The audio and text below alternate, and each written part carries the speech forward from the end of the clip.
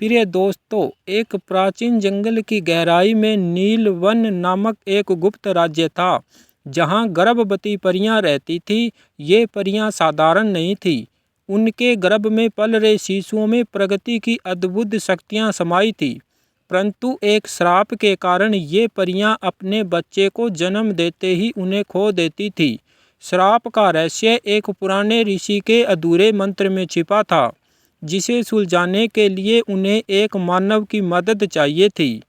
एक शरद रात एक युवा वनस्पति वैज्ञानिक अनन्या नीलवन के पास शोध के लिए आई। उसने देखा कि जंगल के पेड़ों पर अजीब निशान बने हैं, चमकती हुई गोलाकार आकृतियां, जैसे कोई जादुई बादशाह। जिज्ञासावश वह गहरे जंगल में चली गई। अचानक उसे एक मधुर आवाज़ सुनाई दी, जो रोने जैसी थी। पीछा करते हुए वह एक गुफा के पास पहुंची, जहां उसने एक गर्भवती परी को देखा। उसका पेट नीले प्रकाश से चमक रहा था और उसकी आंखों में डर था। परी ने खुद को तारा बताया।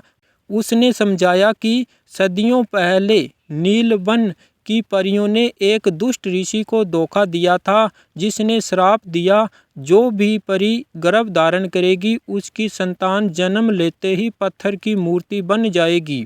जब तक कोई मानव उनके लिए अपनी आत्मा का एक टुकड़ा नहीं देता। तारा का बच्चा 2 दिनों में जन्म लेने वाला था और श्राप टूटने का एकमात्र तरीका था एक इंसान द्वारा जीवन वृक्ष की जड़ों में अपना खून बहाना। अनन्या को चुनौती दी गई। क्या वह उनके लिए अपना जोखिम उठाएगी? अनन्या सहमत हुई, लेकिन रास्ते में खतरा था। ऋषि का भूत, जो श्राप की रक्षा करता था।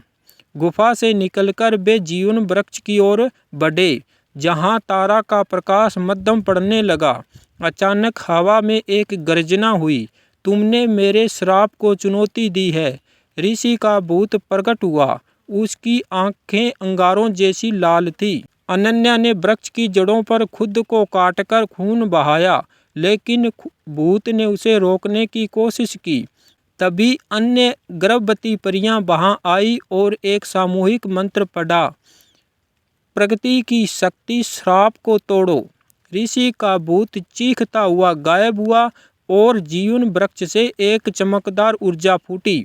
तारा का बच्चा सुरक्षित जन्मा, एक सामान्य शिशु जिसके पंखों पर तारों जैसे निशान थे।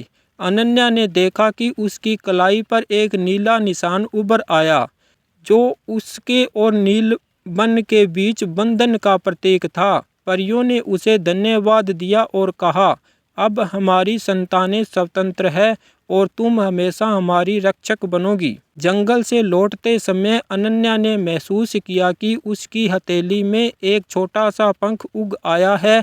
शायद जादू अभी खत्म नहीं हुआ था। धन्यवाद दोस्तों।